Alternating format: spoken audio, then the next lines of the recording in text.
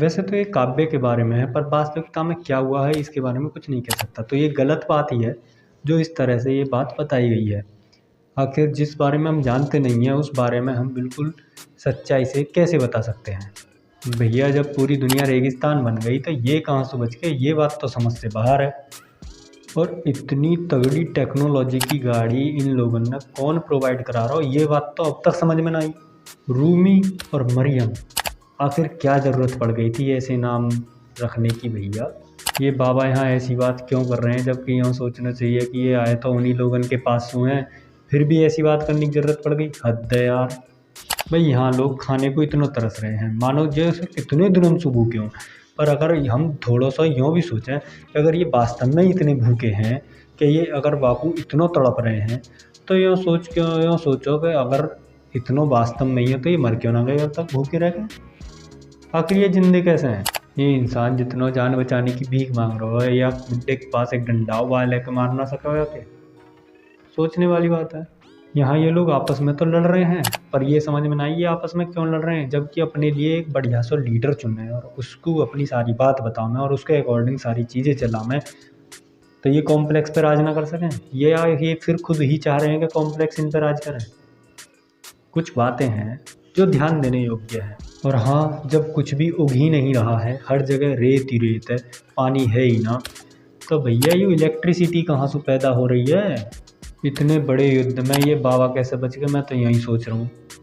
ये कॉम्प्लेक्स है या इल्यूमिनाती। बताओ कितनी घटिया डायलॉग डिलीवरी है साइंटिस्ट के लिए। साइंटिस्ट के लिए इतनी घटिया डायलॉग लिखने वाले को ये सोचना चाहिए कि वो साइंटिस्ट को नीचा दिखा रहे हैं, उनकी वैल्यू को घटा रहे हैं। कभी भी साइंटिस्ट ऐसी बातें नहीं करता, ऐसी डायलॉग डिलीवरी नहीं देता। क्या होगा भाई, खुद इंसान होते हुए इंसानों की बुराई करने पे लगे हुए हैं। बताओ, माँ का चेहरा याद नहीं है, पिताजी बचपन में छोड़ के चले गए थे और 150 दिन तक सीट बचा लिया। आखिर यार इतना बुरा नसीब होने के बाद किसी का इतना अच्छा नसीब तो हो नहीं सकता।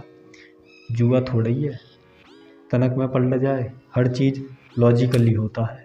कॉम्प्लेक्स में जाओ मानो सरकारी नौकरी। कॉम्प्लेक्स में ग्रीक गॉड की प्रतिमाएं लगाने की क्या आन पड़ी। क्या दोबारा से ग्रीस वासियाँ कॉम्प्लेक्स तैयार करेंगे?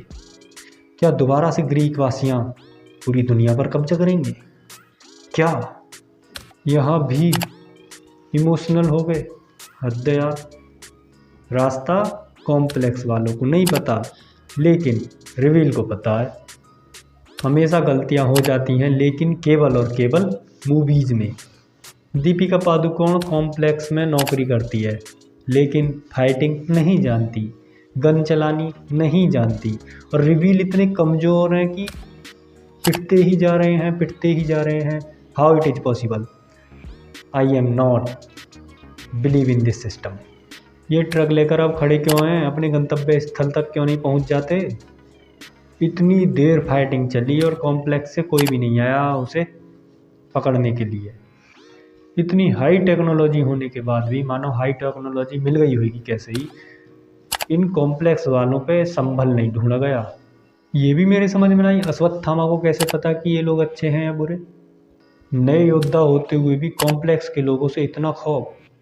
अरे ये सोचना चाहिए कि कॉम्प्लेक्स के लोग आज तक नहीं ढूंढ पाए, तो दीपिका पादुकोण को अब यहाँ कैसे ढूंढ लेंगे। और भैया एक बात, सीधी बात, करण सु बेहतर अर्जुन हो और अर्जुन सु बेहतर करण कब से होने लगा। दीपिका पादुकोण को बाहर जाना है और प्रभास को अंदर आना है संभल के। ये डायलॉग बहुत गलत है कि जिसने अभी तक पहली सांस भी नहीं ली उसके लिए इतनी सांसें क्यों रुक रही हैं। कायदे में जो आने वाली चीज़ है उनको हमेशा स्वागत करना चाहिए, जाने वाली चीज़ को हाथ जोड़कर भेज देना चाहिए। कायदे में ये सांसें उस आने वाली ज़िंदगी के लिए नहीं रुक रही, ये सांसें रुक रही हैं उन बुरे लोगों की वजह से जो दुनिया पर आतंक जमाकर अपना कब्जा चाहते हैं। आखिर उन्हें रोकने के लिए कुछ सांसें तो रुकती ही हैं। ये रिवील तो भैरवा को अच्छी तरह से जानते थे, फिर भी इन्होंने भैरवा पर विश्वास कैसे कर लिया, जबकि रिवील वाले तो किसी को भी बाहर से अंदर आने ही नहीं देते, तो ये भैरवा को अंदर कैसे ले आए। सोचने वाली बात है। विश्वास पल भर में थोड़ी ना बदल जाता। या तो लालच हो, लालच करेगा कौन, कमज़ोर। किसी अनजान के सामने ये लोग इतने इनोसेंट कैसे हो सकते हैं? भैरवा इनके लिए अनजान है और रिवील इनके लिए इनोसेंट क्यों हो रहे हैं, मैं ये सोच रहा हूँ। अश्वत्थामा इतना ताकतवर है, उसको ज़रूर ऐसे झुका लेंगे जैसे यहाँ झुका लिया। गांडीव जो था वो अर्जुन का धनुष था, और अर्जुन का धनुष किसने पकड़ लिया है? सुप्रीम ने पकड़ लिया है। तो इसका मतलब सुप्रीम अर्जुन है और भैरवा करण है। तो क्या ये होने वाला है कि कल की पार्ट 2 में अर्जुन को विलन के रूप में दिखाया जाएगा? और ये हुआ तो बहुत गलत होगा। दीपिका पादुकोण, इनका उद्देश्य केवल बच्चे को पैदा करना है, और वहाँ भी यह कंप्लीट सही तरीके से नहीं कर पा रही है। कोशिश कर रही हैं बार बार और बच्चे को मरने की कोशिश तो कर रही हैं बार बार, लेकिन बच्चे को मारने की, और इनसे एक बच्चा भी नहीं पैदा हो रहा ठीक तरीके से इस पूरी मूवी में। प्रभास जो कि भैरवा का रोल निभा रहे हैं, और भैरवा का एक ही उद्देश्य है किसी भी तरह से कॉम्प्लेक्स में जाना। कॉम्प्लेक्स में क्यों जाना चाहते हैं? कॉम्प्लेक्स में इसलिए जाना चाहते हैं क्योंकि ये चाहते हैं कि इनकी ज़िंदगी बेहतर मज़ेदार हो, स्वर्ग सी हो, बिना मरे स्वर्ग मिले, इसलिए ये कॉम्प्लेक्स में जाना चाहते हैं। और इनका एक ही उद्देश्य है, ये किसी भी तरह से कॉम्प्लेक्स में जाएं। लेकिन ये अपना मुख्य उद्देश्य भूल रहे हैं। इन्हें पता है कि सबसे बेहतरीन ज़िंदगी इस धरती पे ही बनानी है, फिर ये क्यों बुरे काम करके कॉम्प्लेक्स जाना चाहते हैं? भुज्जी मेरी फेवरेट, यह एक मशीन है और इसका उद्देश्य भैरवा के प्रति लॉयल रहना है। बिल्कुल ऐसे ही भुज्जी मुझे भी चाहिए। अमिताभ बच्चन जो कि अश्वत्थामा का रोल निभा रहे हैं, और इनका उद्देश्य केवल एक ही है, किसी भी तरह से उस बच्चे को पैदा करवाना, बचाना, और हमलावरों से किसी भी प्रकार से उस बच्चे को बचाना, चाहे कितना ही आक्रमण क्यों ना हो। ये खुद को लड़ जाना है और बच्चे को बचाना है। दिशा पाटनी रॉक्सी हैं, उनका एक ही उद्देश्य है कि भैरवा से प्यार करना, भैरवा का प्यार मिलना, और भैरवा के लिए ही प्यार करना। कमल हसन जो कि सुप्रीम का रोल निभा रहा है, उसका एक ही उद्देश्य है, अब तक सबसे ऊंचे बने रहना।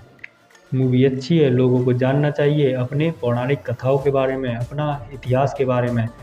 ये मूवी अच्छी है, लेकिन लोग सावधान रहना चाहिए, सतर्क रहना चाहिए। अपनी पौराणिक कथाओं में वो सत्य की जगह सत्य तो नहीं सीख रहे हैं, ये चीज़ों का भी ध्यान रखना चाहिए, क्योंकि सत्य की आड़ में सत्य आपको कब परोस दिया जाए आपको पहचान भी नहीं हो पाएगी। इसलिए इतनी समझ और इतनी सत्यता परीक्षण जरूर रखने चाहिए, क्योंकि सत्य और असत्य का क्या ही प्रभाव होगा। प्रभाव होता है हमारे जीवन पर। हम सत्य चीज़ देखते हैं हम निडर बनते हैं, हम असत्य चीज़ देखते हैं धोखेबाज बनते हैं। मैं ऐसी बातें क्यों कर रहा हूँ? क्योंकि आप ही देखिए, जैसे इसमें दिखाया गया है कि करण अर्जुन से ज़्यादा ताकतवर था। आप वास्तविकता जानिए और उसके बाद ही निर्णय लीजिए। क्या वास्तव में करण अर्जुन से ज़्यादा ताकतवर था, या अर्जुन ही ताकतवर था? मूवी अच्छी है, मूवी शानदार है। जिसने नहीं देखी है, मैं कहूँगा कि जाकर मूवी को देखिए। क्यों? क्योंकि आपको मूवी देखने में जो आनंद आने वाला है वो शायद दूसरी मूवीज़ देखने में ना आए, क्योंकि आपको कहानी समझने में ही पूरा का पूरा ध्यान मूवी के अंदर ही लगाना पड़ेगा, और वही मूवी अच्छी होती है जिसमें पूरा ध्यान मूवी के अंदर ही रहे। इसलिए मूवी इज बेस्ट। और मूवीज़ कैसी लगी आपको, ये कमेंट बॉक्स में बताना है। कमेंट बॉक्स आपके लिए ही है।